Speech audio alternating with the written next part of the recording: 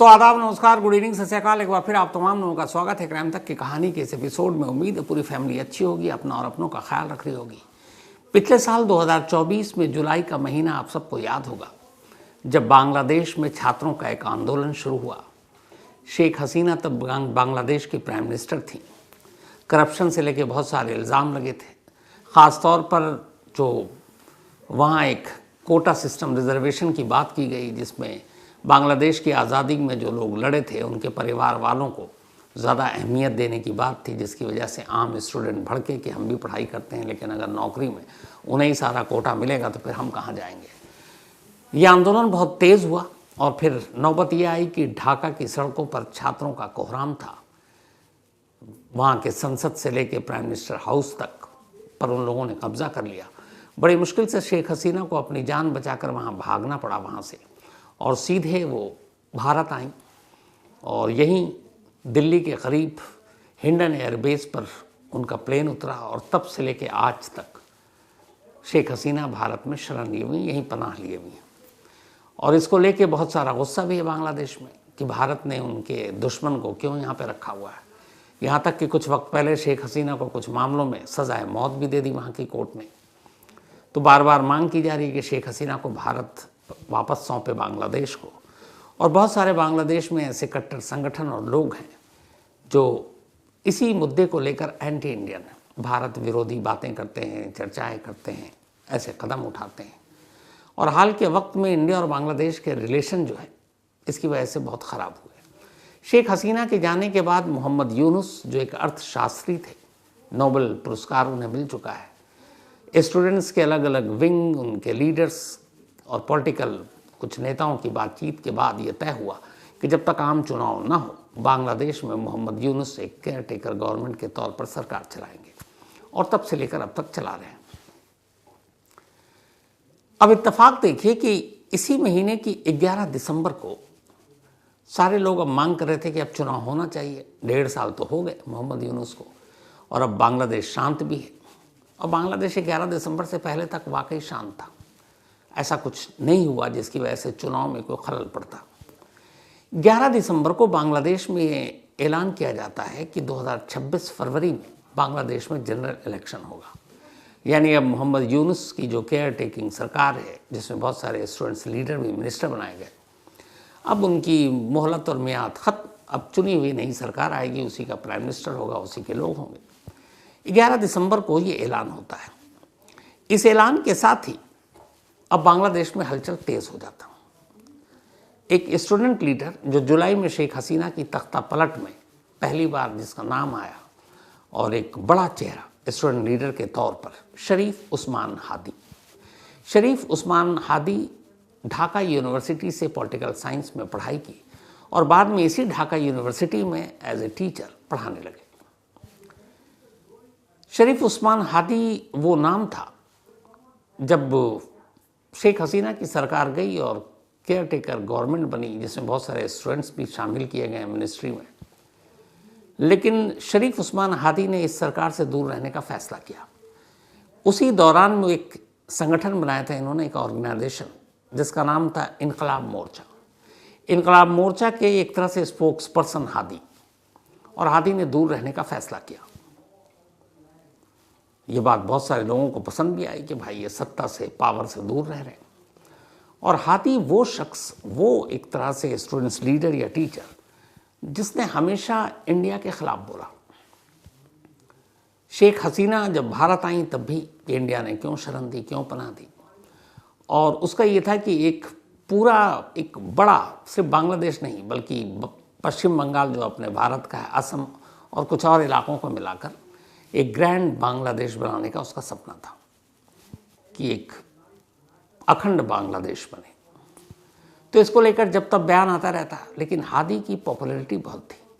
कहते हैं बहुत सारे ऐसे फैसले हुए जिसमें यूनुस सरकार को झुकना पड़ा हादी की बातों से कि कहीं दोबारा धरना प्रदर्शन ना हो जाए।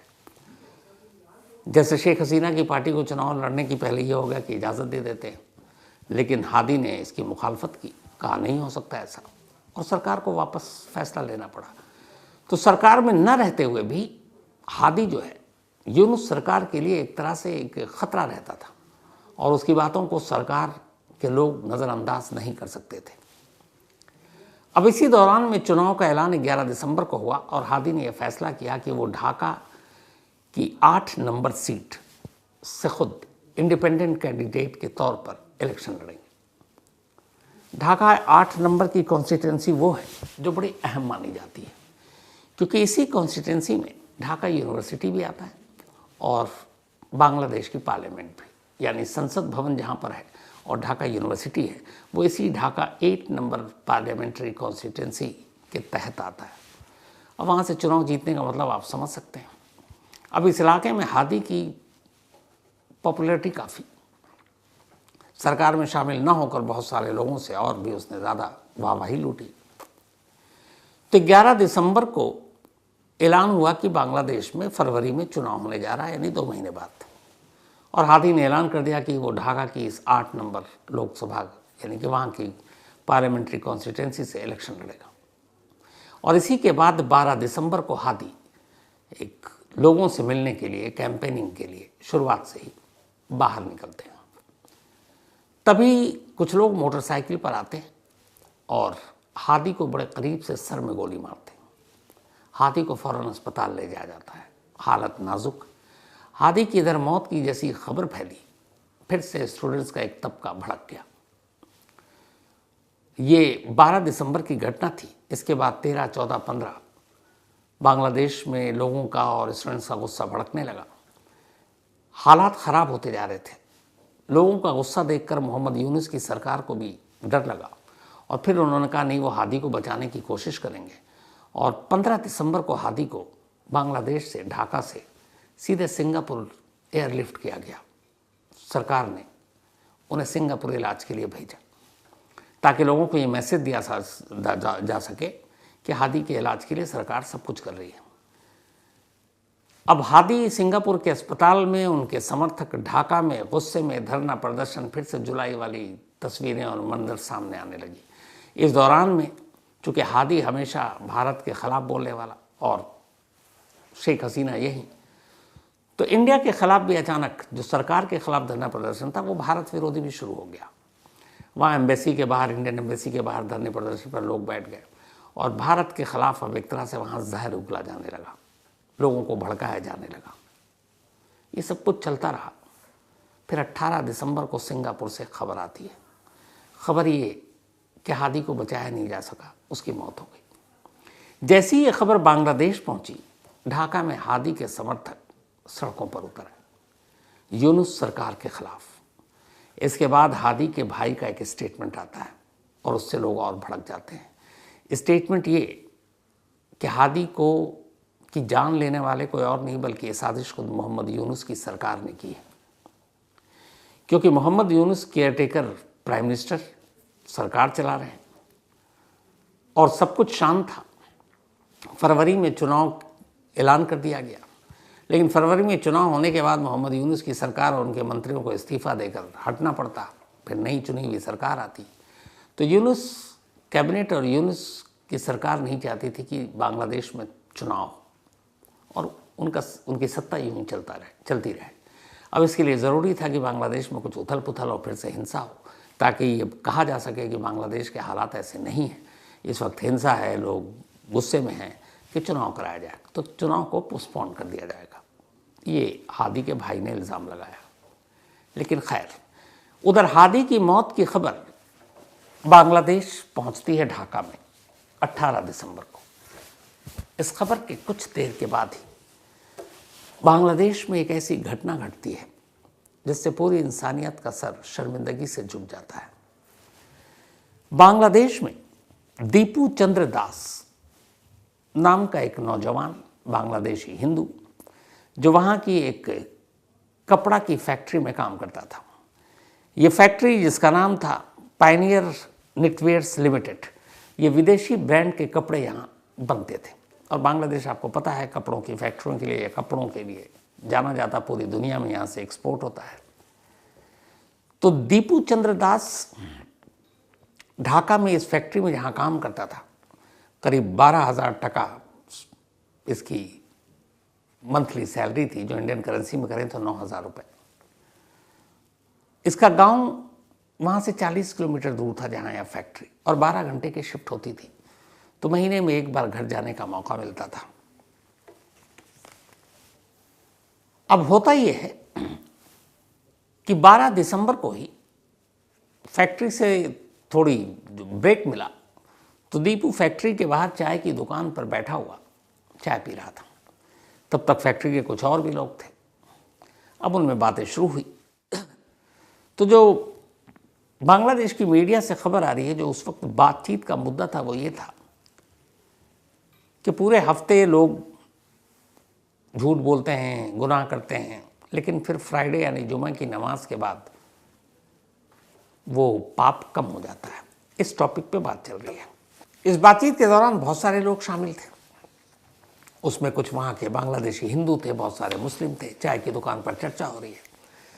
तो फिर कुछ लोगों ने कहा कि जो फ्राइडे होता है वो सबसे अच्छा होता है, पछतावा करने का दिन होता है और ऊपर वाला सब माफ़ कर देता है। तो दीपू ने इससे कहा कि फिर ऐसा काम ही क्यों जिसके लिए पछतावा या माफ़ी हो। ये कहाँ से है कि फ्राइडे के दिन ये सब कुछ माफ़ हो जाता है? ये इसके पीछे कोई लॉजिक है, अंधविश्वास है? तब किसी ने पूछा कि अच्छा, तुम्हारे हिंदू धर्म में क्या ऐसा अंधविश्वास नहीं है? तो उसने कहा मुझे तो ऐसी कोई जानकारी नहीं है। अब ये बातचीत चली, दीपू ने चाय ख़त्म की, वापस फैक्ट्री के अंदर। तब तक बाहर कुछ लोगों ने कहा कि ये तो हमारे खिलाफ, हमारे धर्म के खिलाफ बोल गया। और फिर कुछ लोगों ने उसी में और मिर्च मसाला लगाया और कहा कि ये तो ईश निंदा कर रहा है, मतलब अल्लाह के खिलाफ बोल गया, अल्लाह के लास्ट मैसेंजर ऑफ गॉड के खिलाफ बोल गया। अब फैक्ट्री के अंदर है दीपू, फैक्ट्री का गेट अब बंद है।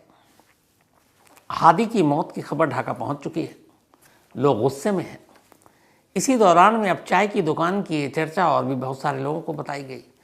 जो इस फैक्ट्री का मैनेजर था उस तक ये बात गई कि भाई वो ऐसा ऐसा कह रहा है और उसको निकालो नौकरी से, नहीं तो हम देख लेंगे। फैक्ट्री मैनेजर भी दबाव में आया और उसने कहा दीपू से कि तुम इस्तीफ़ा दे दो और जाओ। उसने कहा भाई मैं इस्तीफ़ा क्यों दूँ, मैंने क्या गलती की है? हम तो ऐसी नॉर्मल बातचीत कर रहे थे, वहाँ तो कोई लड़ाई झगड़ा भी नहीं हुआ।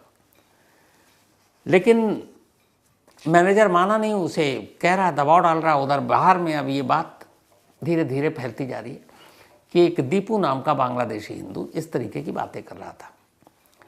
मिर्च मसाला लगाकर चारों तरफ ये बात फैला दी गई। उधर हादी का गुस्सा लोगों के जहन में। फिर तभी उस भीड़ में से कुछ लोग आए और उन्होंने कहा कि भाई इसको, दीपू को हमारे हवाले कर दो। अब मैनेजर को पता था कि अगर दीपू को हवाले कर दिया तो ये भीड़ क्या करेगी। मैनेजर ने पुलिस या वहाँ की जो रैपिड एक्शन बटालियन है उसको बुलाने की बजाय दीपू से ज़बरदस्ती कहा इस्तीफ़ा दो। वो इस्तीफ़ा देने को तैयार नहीं। इसी वक्त जब ये सारी बातचीत चल रही है तब तक शिफ्ट ख़त्म होने वाला। अब एक शिफ्ट के लोग बाहर जाने वाले हैं और दूसरे शिफ्ट के आने वाले हैं। दीपू इस जगह पर पिछले 2 सालों से क्वालिटी मैनेजर के तौर पर काम करता था। जितने भी कपड़े बनते थे, सिलते थे, उन सबको फाइनल ओके अप्रूवल वही देता था। तो अब शिफ्ट ख़त्म होने लगा, नेक्स्ट शिफ्ट के लोग अंदर आने लगे और अब इस शिफ्ट के लोगों को बाहर जाना था। उधर बाहर पता है मैनेजर को कि कुछ लोग गुस्से में इंतज़ार कर रहे हैं दीपू का। उसको पुलिस को बुलाना चाहिए था, फैक्ट्री का गेट खोलना नहीं चाहिए था, लेकिन उसने ऐसा किया नहीं। गेट खोला, भीड़ अंदर आई, दीपू को अपने साथ पकड़ती है, बाहर ले जाती है और उस पर इल्ज़ाम लगाती है कि इस्लाम के ख़िलाफ़ बोल रहा था, और फिर उसे बुरी तरह मारते हैं। बुरी तरह, जानवरों की तरह पीटने के बाद उसके सारे कपड़े फाड़ डालते हैं। फिर उसे नंगा एक पेड़ पर लटकाते हैं, फिर आग के हवाले कर देते हैं। कुछ लोगों ने ये वीडियो बनाया। जब ये मंज़र धीरे धीरे सामने आया तो फिर पता चला कि इंसानों के भेष में एक ऐसे जानवर थे। इस दौरान में अब खबर मिली तो रैपिड एक्शन बटालियन जो RAB है वहाँ की, वो पहुँचे। उन्होंने कहा कि हम तो कुछ कर नहीं सकते थे, ये सारी फैक्ट्री वाले जो है इनकी गलती है, और गुस्साई भीड़ ने ये किया। फिर इल्ज़ाम लगा कि दीपू सोशल मीडिया पर भी इस तरह की बातें करता था, लेकिन जब उसके सोशल मीडिया अकाउंट को खंगाला गया तो पता चला कि दीपू ने आज तक कभी किसी धर्म, मज़हब, रिलीजन पर कोई कमेंट ही नहीं किया है। उसका इन चीज़ों से बड़ा दूर दूर तक कोई लेना देना नहीं, उसका कोई मतलब ही नहीं था। वो अपना काम करता था, छुट्टी पे घर जाता था, हिंदू मुस्लिम इन सारी चीज़ों के कभी चक्कर में नहीं पड़ा। यहाँ तक कि बांग्लादेश की पॉलिटिक्स से भी उसका लेना देना नहीं था, वो इन चीज़ों में इंटरेस्टेड ही नहीं था। लेकिन हादी की मौत, कुछ लोगों का झूठ और एक बेकसूर दीपू, उसको जिस तरीके से मारा, फिर ये खबर बांग्लादेश से निकलकर हर जगह आई। तस्लीमा नसरीन जो बांग्लादेश की लेखिका, खुद बांग्लादेश के बाहर निर्वासित जीवन बिता रही हैं, उन्होंने कहा था कि वहाँ की पुलिस और फैक्ट्री के लोग, उन्हें पता था कि बाहर इंसान के भेष में गिद्ध बैठे हुए हैं, फिर भी दीपू को उस फैक्ट्री का गेट खोलकर उन गिद्धों के हवाले कर दिया। ये तस्लीमा नसरीन का कहना था। तो ये सब कुछ हुआ। अब जब ये खबर आई तो उसके बाद अब यूनुस सरकार दोहरे प्रेशर में, उधर हादी और इधर अल्पसंख्यक, चूंकि बांग्लादेश में हिंदू अल्पसंख्यक में आते हैं, कि आप रक्षा नहीं कर पा रहे, भारत विरोधी जो आवाज़ उठ रही है आप उसको दबा नहीं पा रहे हैं। तो अब यूनुस सरकार भी दबाव में, उधर हादी को लेकर उनके समर्थक अब फिर से भारत के खिलाफ बोलना शुरू होते हैं। इस दौरान में अब यूनुस सरकार को लगता है कि चलो कुछ तो करें। अचानक एक फैसला लेती है और कहती है कि भारत से जो बांग्लादेश का वीज़ा, उस पर रोक लगा देती है। रिश्ते और ख़राब होने लगते हैं। और जो दीपू के कातिल हैं उसमें कुछ लोगों को गिरफ्तार किया जाता है, जिसमें एक मैनेजर भी है। लेकिन जिन लोगों ने बर्बरतापूर्ण तरीके से दीपू को जान ली, उनमें से ज़्यादातर लोग अभी फरार हैं। पुलिस का कहना, हम ढूंढ रहे हैं उस वक्त के जो वीडियो हैं, सीसीटीवी कैमरे हैं, हम उसको देखकर पता लगाने की कोशिश कर रहे हैं कि कौन कौन था। लेकिन असलियत यह है कि बांग्लादेश की पुलिस, वहाँ की रैपिड फोर्स, ये सारी जो एजेंसियां हैं, इस वक्त हादी के समर्थकों को किसी तरह से खामोश कराने की कोशिश में लगे हुए हैं, क्योंकि मामला फरवरी के चुनाव का है और दीपू की मौत कहीं हाशिए पर है। लेकिन दीपू की मौत ने एक बड़ा और भी सवाल खड़ा किया। यह ऐसा नहीं है कि पहली बार बांग्लादेश में अल्पसंख्यकों के खिलाफ ये जुल्म हुआ है, वक्त वक्त पर होता रहा है।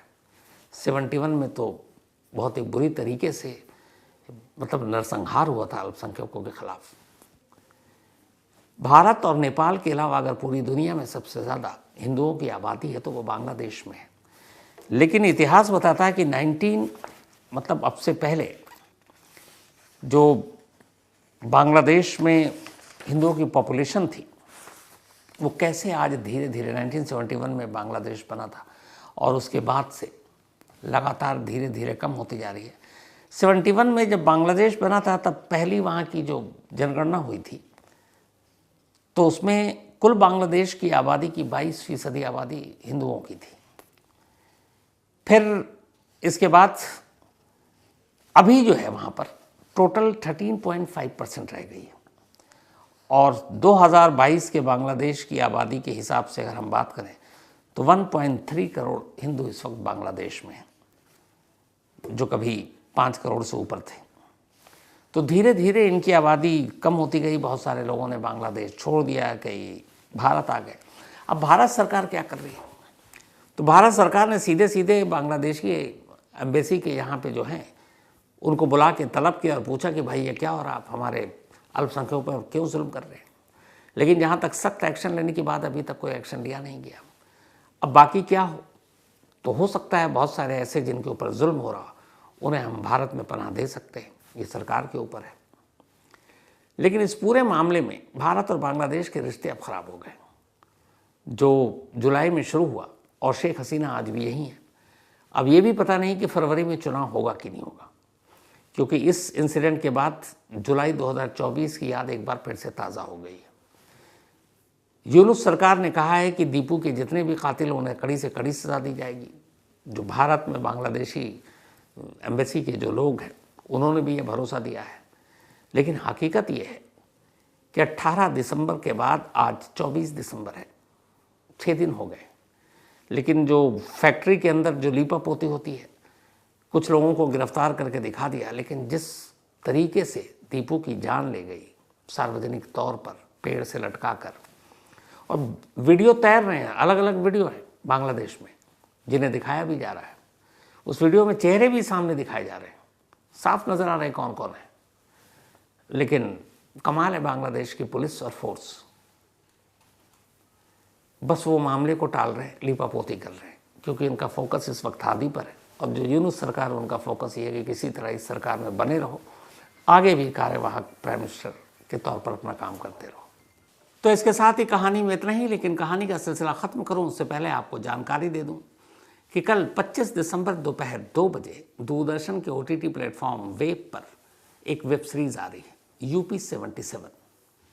एक गैंगस्टर, एक क्रिमिनल, एक गुंडा, उसके आगाज़ से लेकर अंत तक की पूरी कहानी UP 77 वेब OTT दूरदर्शन का जो है उस पर दोपहर 12 बजे कल रिलीज़ होगी, 25 दिसंबर यानी क्रिसमस के दिन। तो देखिएगा और देखने के बाद अपनी राय ज़रूर दीजिएगा और इसके साथ ही पूरी क्राइम तक फैमिली मेंबर को क्रिसमस की बहुत बहुत मुबारकबाद, बधाई, मैरी क्रिसमस। तो मुलाकात होगी कल रात 9 बजे किसी नई कहानी के साथ। तब तक अपना और अपनों का ख्याल रखिएगा। Thank you very much. Vishal Dubey अपने दुश्मनों के बीच में ऐसा रहता है जैसे 32 दांतों के बीच में जी, जो मिलेगा सबसे पर दबेगा किसी से नहीं।